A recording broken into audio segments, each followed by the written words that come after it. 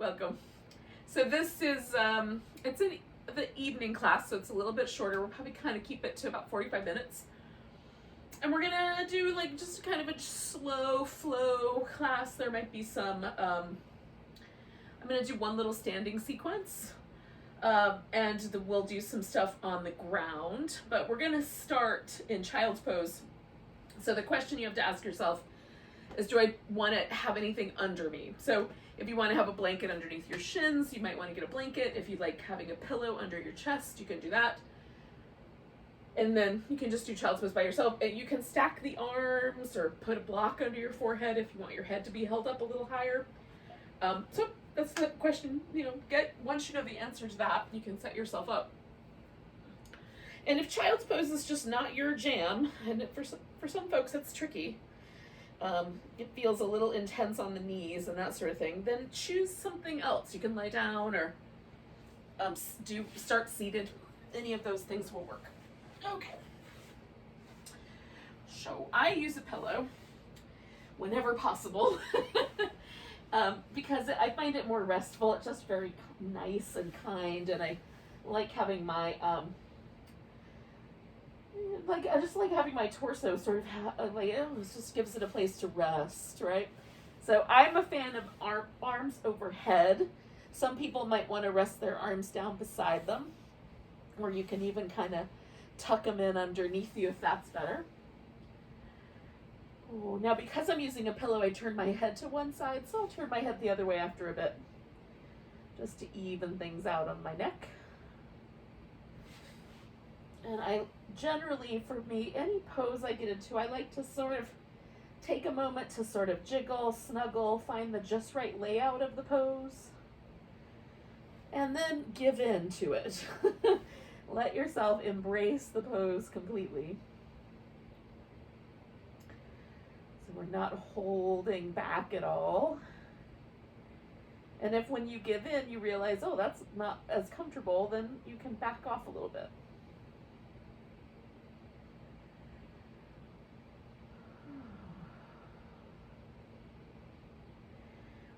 And then tune into the breath.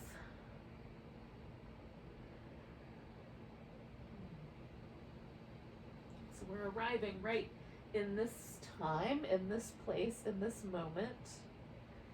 Letting go of all the little threads about stuff that we might do later, or stuff about, like any ruminations we're having about past things or things we wish were different. Just for a little while, we're going to let it all go.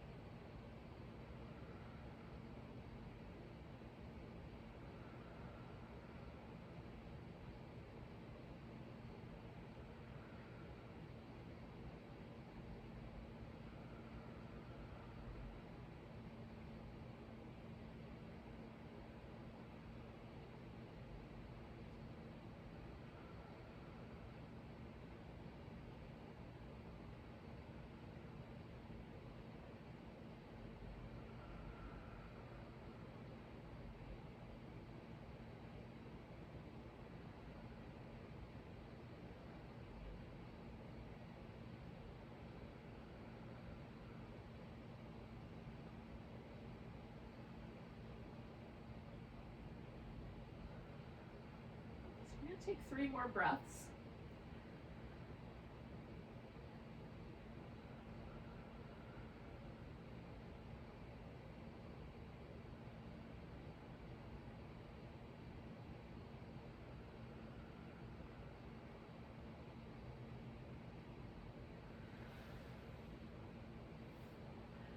Now we're going to modify this just by adding a twist. So if you've had a pillow underneath you, you can get rid of the pillow.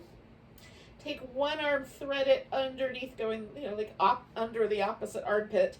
And then you can take that arm up behind you. I like to use it to sort of push myself backwards a little bit. Or you can just rest that arm, even make that a pillow if you like. So adjusting the hips, kind of rolling the top shoulder back more, will change the way the pose feels.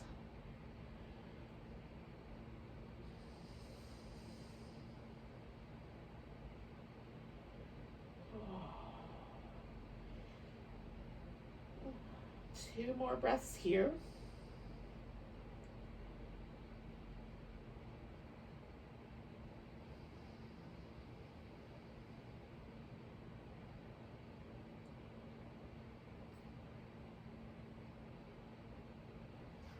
And then free that arm. And we're going to take just a moment to move around a little bit. Notice how it feels. See if there's a difference between that right shoulder and the left shoulder. Maybe the side of the waist or the hip.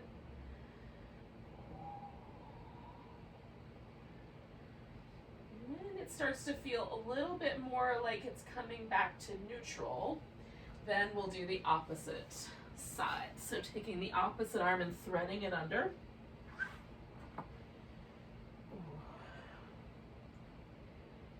And then breathing.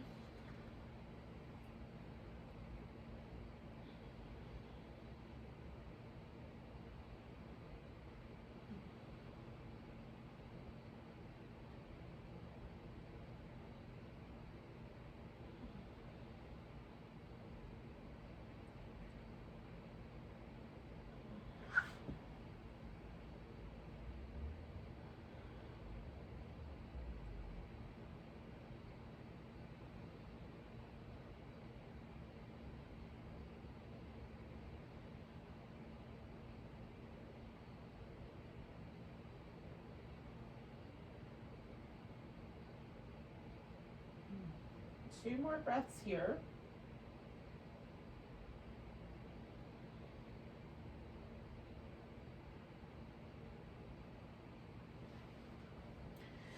And then when you're ready, you'll free that arm. And again, you can do some movement. You can settle back into child's pose. You can do some downward dog if you wanted to.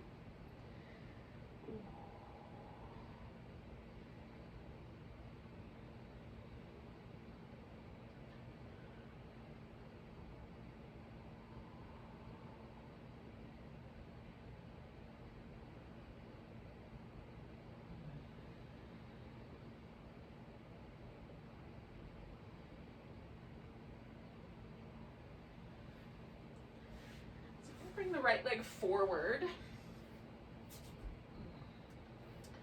And starting just, maybe the hands are resting on the floor. If the hands don't rest on the floor easily, you can put a block in there so that there's a little bit of support. Make your arm longer. And so it turns from a lunge into maybe a little bit of a hamstring stretch and back into a lunge. And then whatever is in between those two spaces.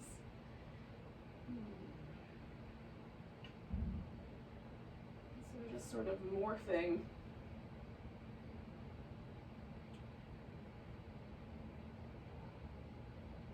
Trying to notice all the little details of the transition between the two ends of the pose here. Between one pose and the other.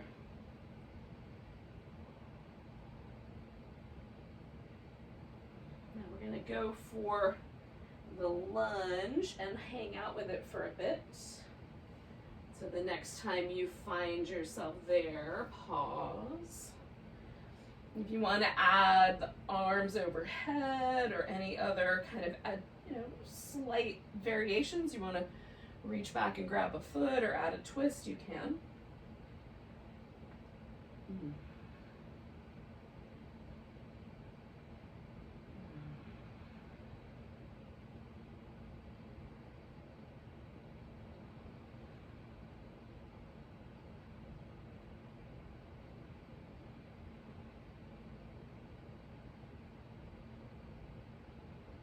One more breath. And then we're going to take this and sit all the way back. Now, this might be tricky for the knees. So if it turns out that sitting back is problematic, you can take this leg out and just put it up front. And just sit with both legs stretched out in front of you, or even And you can put this foot up against your inner thigh if you like. Now I'm just sitting up and gently leaning back. At the point where I feel the stretch on the top of my thigh, I pause and I come back to a more comfortable just sitting up position, and I'm leaning back. So for me, that's not a very big range of motion. For some people, you might be able to go like all the way to your elbows and all the way back up, and that's really up to you. If it feels like it would be good to move in that bigger range of motion, go for it. Or you can keep the range of motion a little bit tinier. And again, like the thing for me that really kind of qualifies slow flow is that we're paying attention to the transitions and slowing all of the transition down. So normally with a vinyasa class, there's the transition thing happens quite quickly. And with slow flow classes, the transition becomes a little more luxurious, almost as if we're sort of, you know, like it's on the verge of freezing. It's just a little bit slower. So now I'm gonna take this and kind of shoot myself forward. Take this leg and open it a little bit wider, and then turn this into a side bend. So this is often referred to as the gate latch pose, or gate pose, depending on who you ask the translation about. Ooh.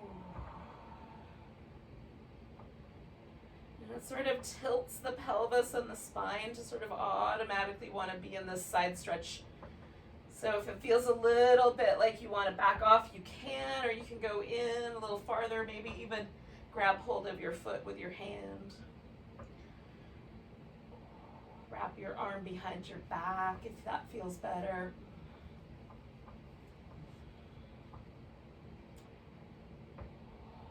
And 2 more breaths here.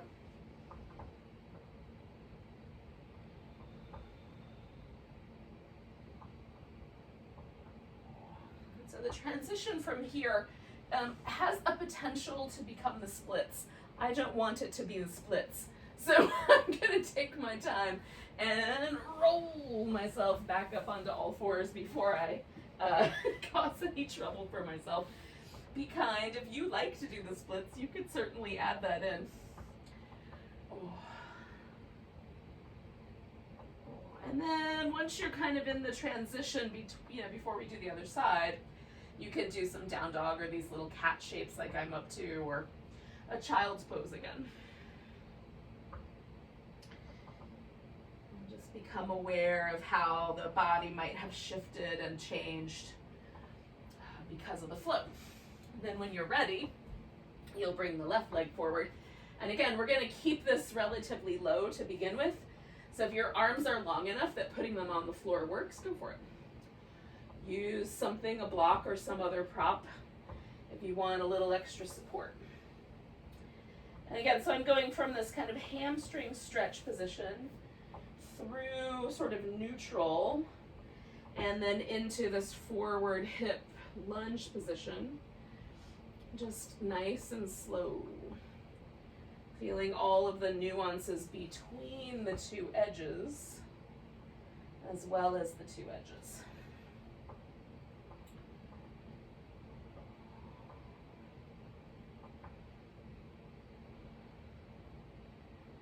Just trying to gain an appreciation for what happens when we slow things down.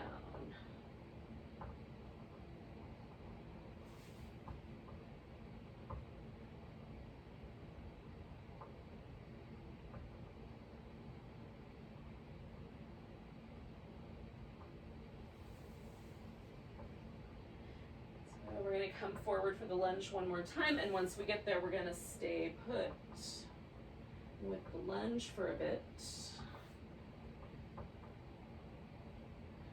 Again, you can adjust the upper body, arms overhead, add a twist, grab your foot, any of those variations.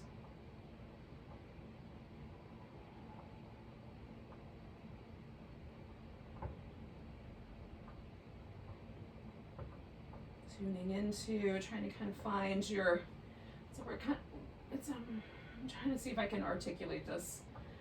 this thing that I'm trying to experience here. So there's a way where sometimes when I practice, I hold part of myself back, right? Like it's a little bit, I don't know if impersonal is the right word, but just there's a little bit of holding back. But with this practice, I'm inviting us to, and myself included, to lean into it all the way. And that doesn't necessarily mean go to the extreme ends of range of motion, as much as it means just really try to let the body subtly shift towards the pose in all the different parts of the body, right? So that if we normally kind of hold ourselves back, what happens if we sort of let the breastbone lift a little more, or the hips shift a little more forward, or whatever it may be. And again, it may not be fully the range of motion as much as it is just noticing how the pose impacts the whole body. So now I've settled myself back onto my hip into this kind of half hero pose. In the yin world, it would be half saddle pose. But I'm not treating it like a saddle pose because we're not going to stay very long. So, but I am subtly shifting between sitting all the way upright and leaning back to the point where it feels like that's enough for me. And again, for you, that could go all the way down to the elbows, wherever it takes you. And sort of subtly noticing the shift.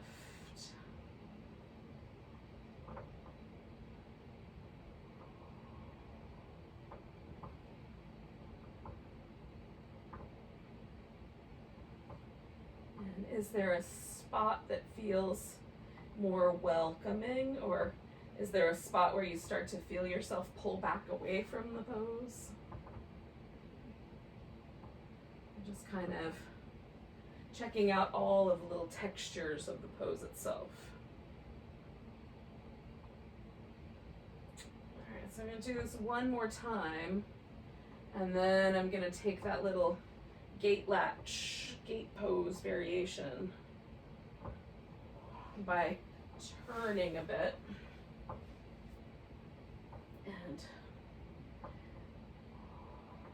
adding the side bend.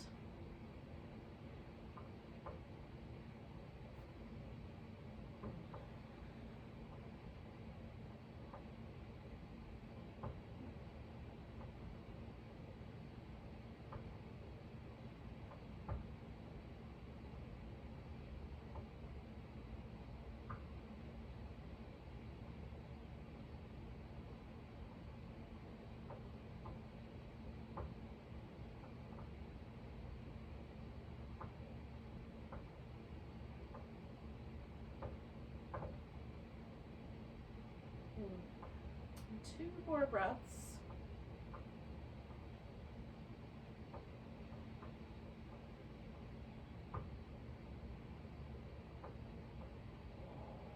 And then again, I'm going to try to roll out of this pose without doing the splits, although you may choose differently. And then you can add some movement, go back to child's pose. Take a different pose.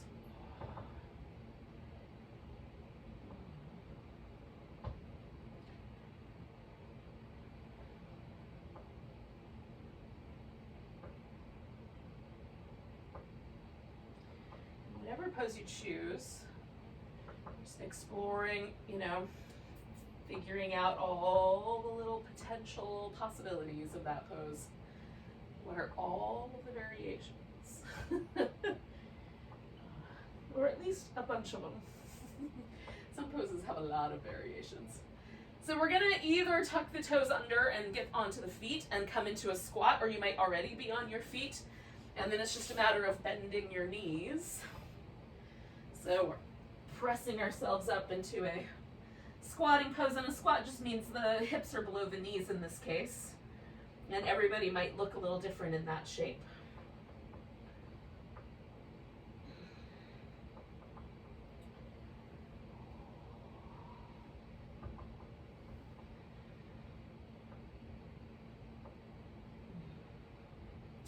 You might have a different tolerance level for the shape, so it might turn into a forward bend sooner rather than later. Eventually we're going to turn this into a forward bend, but if you're not ready yet, don't go yet.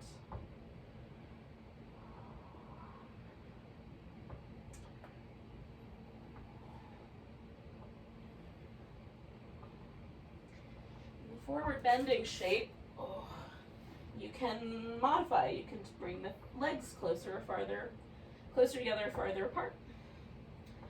You can hang all the way down or only halfway down. You can move into various configurations, more weight on one leg, more weight on the other leg, or both even.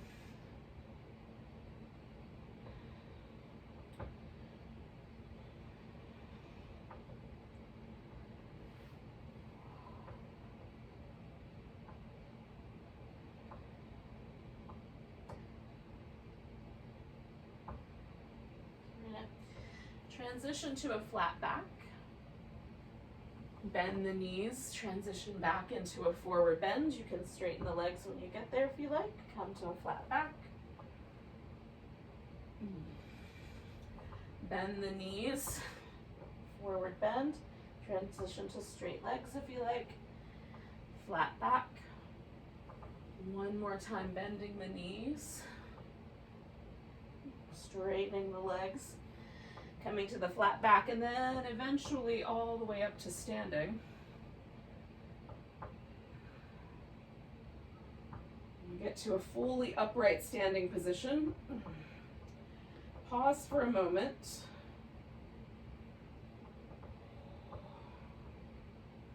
Move your shoulders if you like.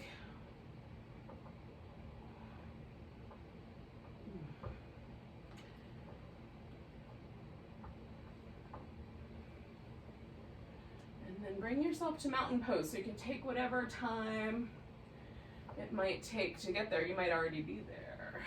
You might not take any time.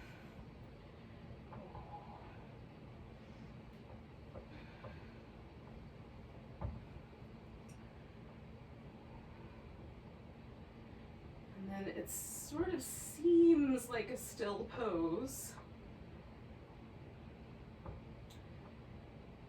But is it? And can you find this mountain pose and still keep the body in a subtle or supple place where there's just the tiniest bit of movement with the breath? And the joints feel responsive rather than locked out.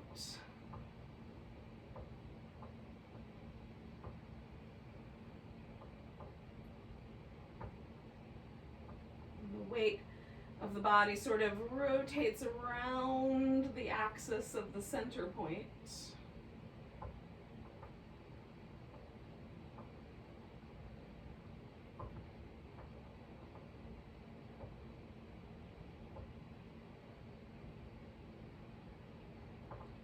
Until it finds the center.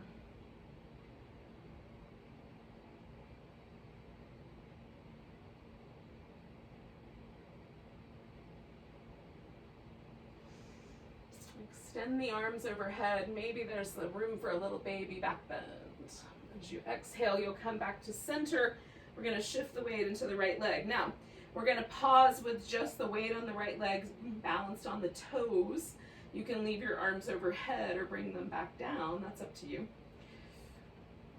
And then taking the leg and lifting it so that we're just hovering the knee. And then stepping the leg back so that we wind up in a warrior one shape. And it might be that the warrior one shape needs a couple moments to settle in. Taking a nice big breath and bringing the arms up. And as you exhale, you can wrap the arms behind your back, lace the fingers together, or grab a wrist, or you could use a strap if you've got one of those handy. And then fold forward into humble warrior so the front knee is going to stay bent. And then releasing the arms, coming all the way back to warrior one.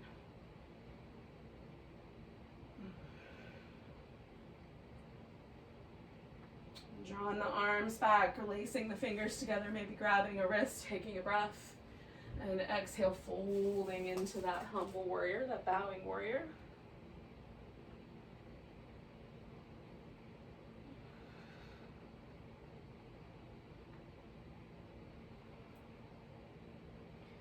Releasing the arms, coming all the way back to warrior one.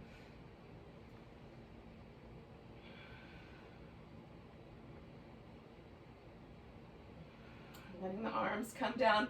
Again, either lacing the fingers together, grabbing a wrist, using whatever version you're doing. Exhale, fold forward. And this time we're going to straighten out the front leg. And bring it back to humble warrior.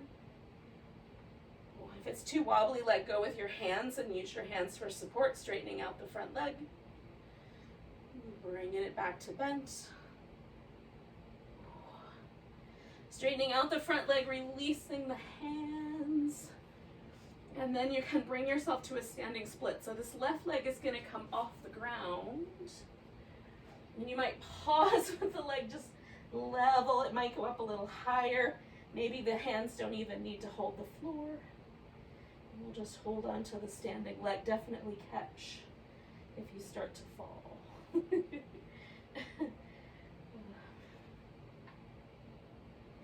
Bring that knee into the chest. Give it a little hug. Put your foot down.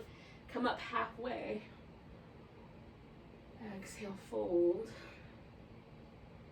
Come up halfway. See if you can create kind of a sense, almost like the spine is rippling. Fold. Come up halfway. Fold. And then we're going to come up halfway and all the way to standing. Taking your time. Finding your mountain pose.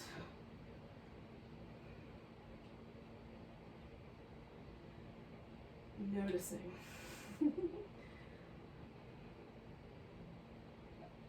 Finding the weight centered in the middle. We're going to take a big breath, reach the arms up. Shift the weight into the left leg. Bring yourself onto the big toe. You can leave your arms up or bring them down if you want. Lift that leg up.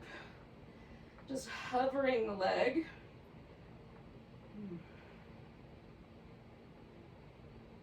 And then as slowly as possible, transitioning back into our warrior one.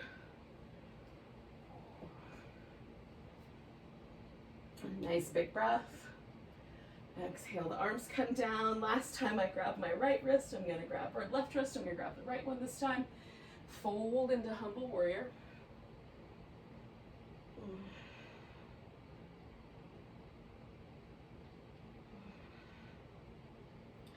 Try to lean in to appreciate the pose. Release the arms, come all the way up to warrior one. When your inhale finds you the next time. Release the arms back. Lace the fingers together, grab the wrist, fold, humble warrior.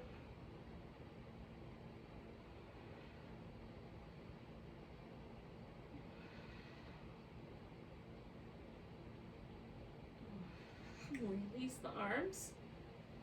Come all the way back up to warrior one. Nice and slow.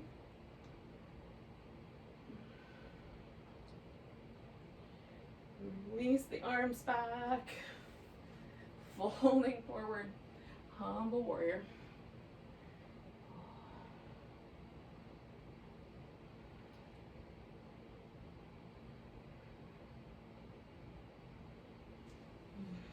Releasing the arms, coming all the way back up to warrior one.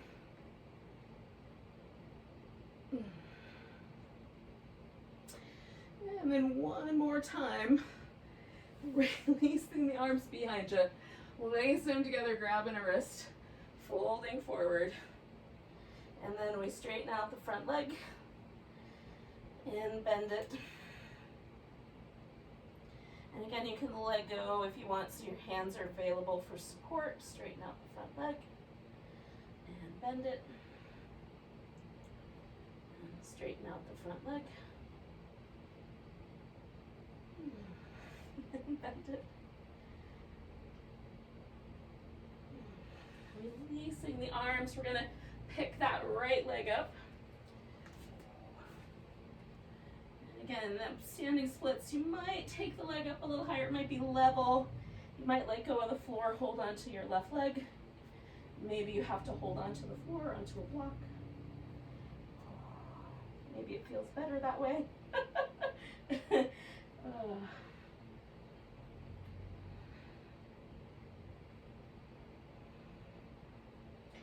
gonna bring the right knee in nice and slow, tuck it into the chest, put the foot down, come up halfway. Exhale, fold. If you can kind of feel yourself kind of ripple yourself back out to that halfway mark and fold. And ripple the spine. It might not really be rippling, but just see if you can create that sensation. We'll come up to that halfway mark one more time, pause, and then nice and easy come all the way to standing. Find your balance. And letting yourself rock over and around the midpoint.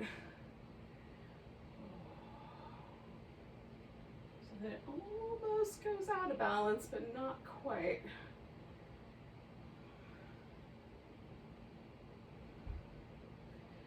And then find the point where you're as perfectly as you can balanced over the center of your feet,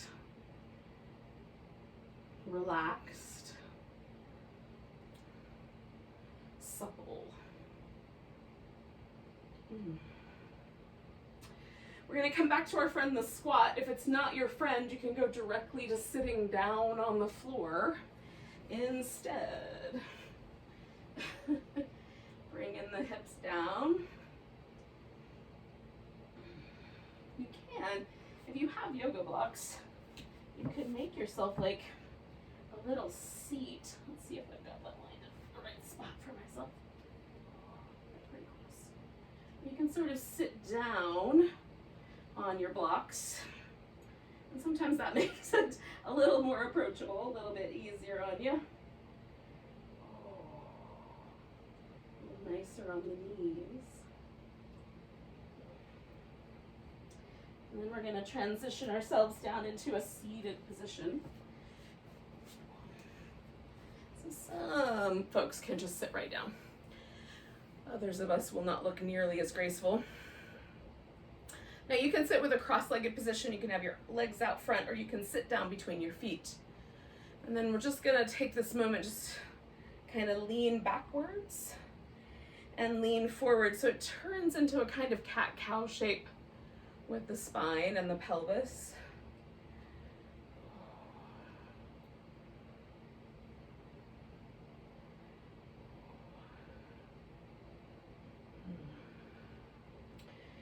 Now, I have to turn because I don't have enough room behind me, but what we're gonna do essentially is let this kind of falling back turn into rolling down nice and slow all the way onto our back.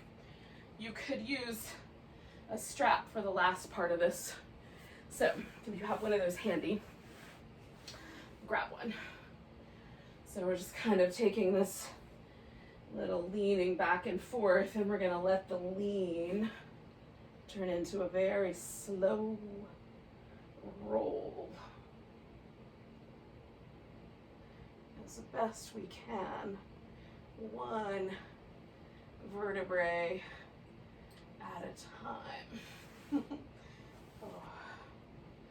And then once you're there, just pause for a moment. You can put your feet on the ground if your low back is often a little cranky. And notice how, like, resettling the bones in this position, resettling our relationship to gravity, changes the sensation in the body, right? Can you feel that really subtle shift? And for me, the subtle shift is, instead of most of my experience being in the relationship my legs have to gravity, now it's most of my experience is the relationship that my sacrum and the back of my skull have to gravity, right? And there's this kind of undulating curve of the spine between those two places, but those are the places heavy on the ground. And so with that in mind, we're going to play with the legs and see if we can keep this kind of sense of balance between the skull and the sacrum, which is not easy, I think. It's tricky. So bringing one leg in, maybe holding onto the big toe or the side of your foot or your ankle, and letting that foot take a kind of lunging shape. Now the other leg is going to subtly extend and come in, which is going to shift the relationship that the sacrum has to the ground.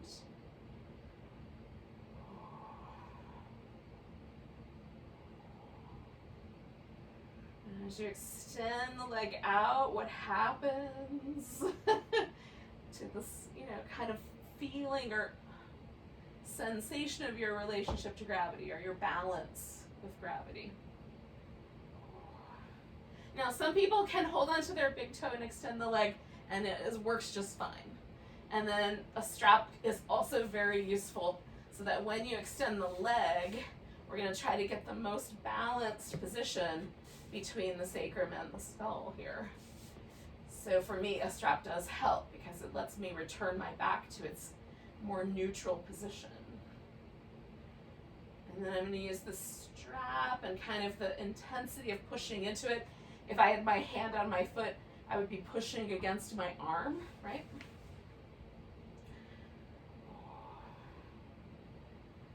To kind of play with that relationship or that balance.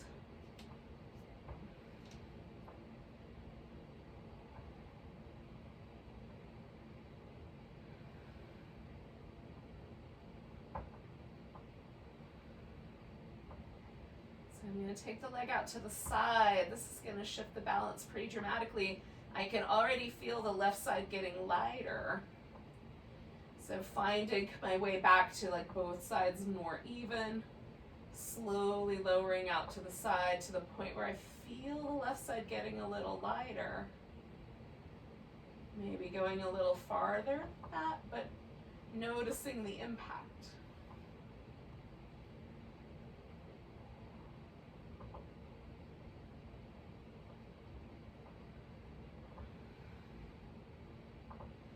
What happens if I use the muscle on my side waist to try to keep the hips steady? As the gravity relationship shifts.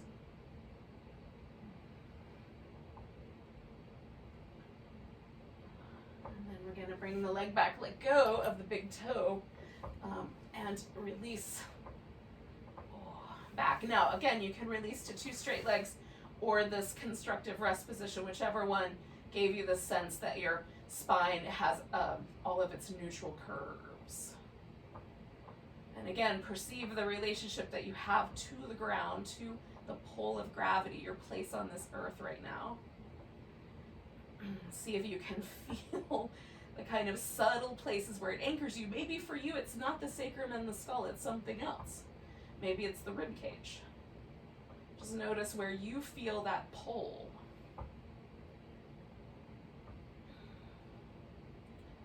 It's subtle. For me anyway, it's subtle. And then we're going to bring the opposite leg in, and again, you can hold onto the foot, the big toe, the ankle, whatever is going to kind of give you the best grip, because we're going to extend the leg out on this other side and then bring it in. And notice how this changes the relationship of the sacrum and the skull and the spine. Not that there's a spot where we're trying to aim for, right? We're just being present for whatever the changing relationship is.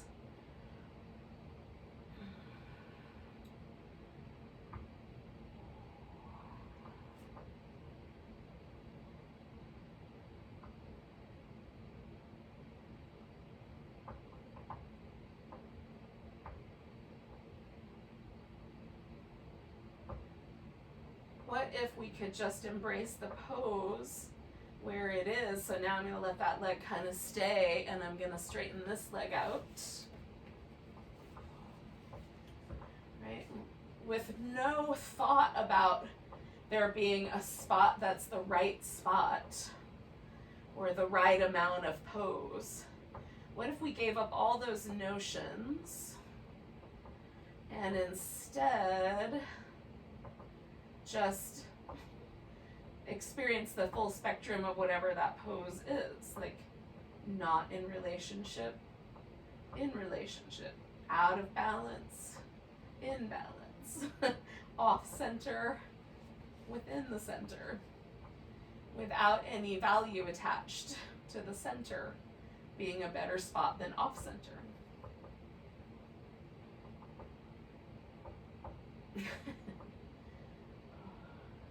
I could extend that into other like metaphoric avenues, but I'll let you make those dot connections.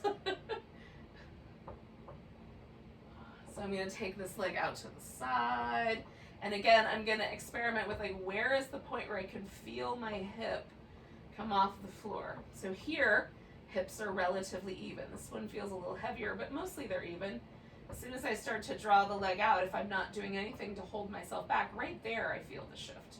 It doesn't have to go very far. It doesn't have to go even all the way out to the end of my range of motion for me to feel myself get off balance. Again, do I have an attachment to being in balance? Does off balance feel disconcerting? And can I become comfortable with the disconcerting sensation? And what happens if I use the muscles in my abdominal wall to try to anchor my hip? So that when I reach that point where I feel it start to get off balance, can I create more balance? The answer might be no, but just seeing if I can.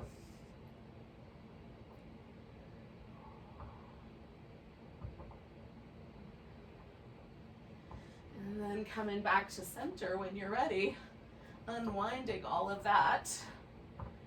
And again, finding whatever was the spot that was the balance spot. What for you, if it was the legs all the way out straight, cool. If it's the feet in this constructive rest position where it feels like everything kind of settles, do this one. And again, try to feel like the space that we felt at the beginning, where you feel whatever anchor point is holding you to the ground. For me, again, it's sacrum in the back of the skull, feel like the places where gravity is holding me the most firmly. And see if there's a different relationship.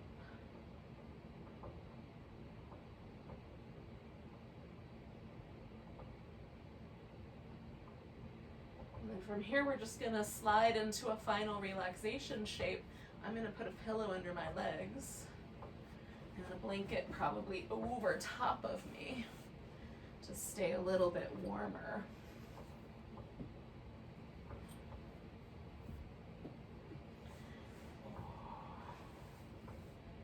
And then allow the body to really settle. So whether the pose you've chosen is the corpse pose or some other version, some other pose you can relax in, you might want to lay on your side or on your belly.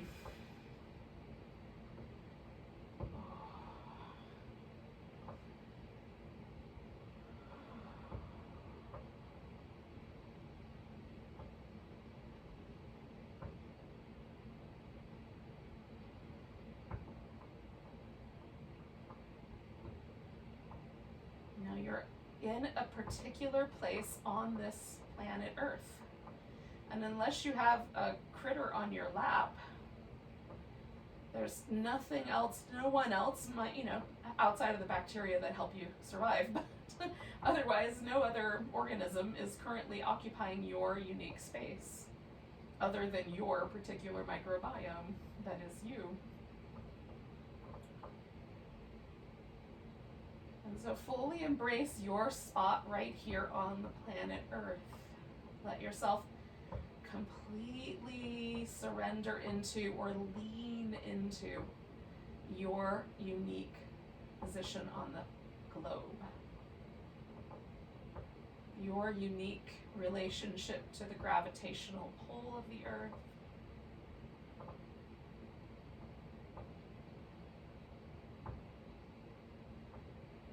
relationship to this particular moment in time and space.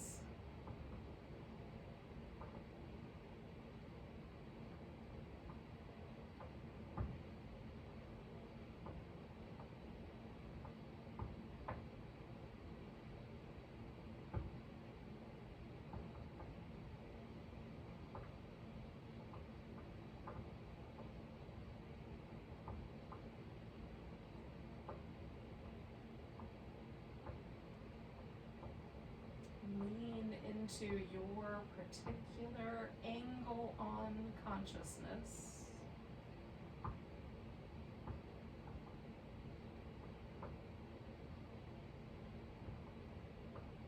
Somehow, energy is coalescing as you in this moment, in this place.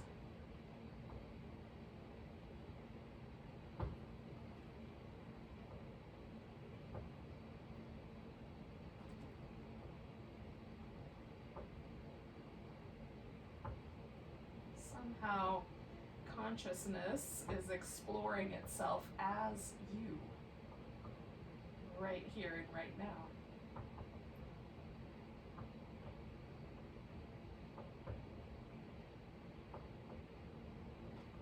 Lean into it.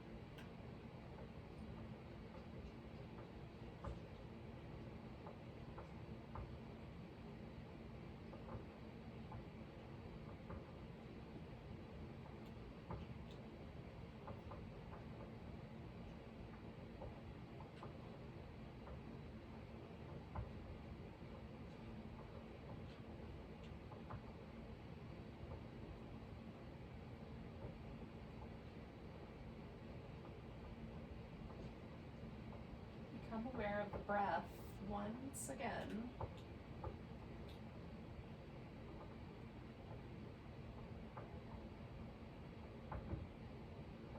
Let the body experience breathing completely unencumbered for a moment.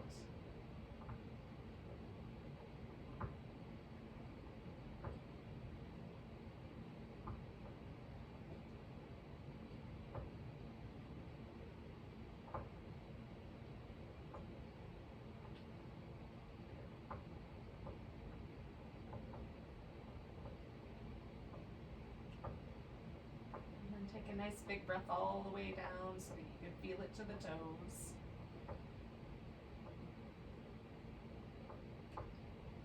Let it go with a sigh. Give yourself a little wiggle of the fingers and toes.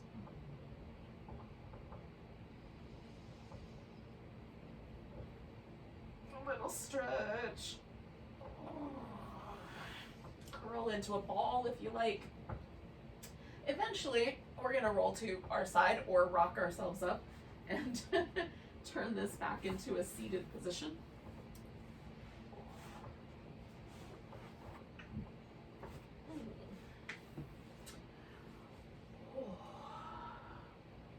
So thanks for joining me for some slow flow.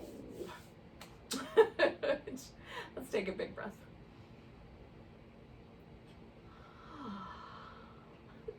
Namaste, beautiful souls. Enjoy the rest of your evening, or whatever time of day you're doing this.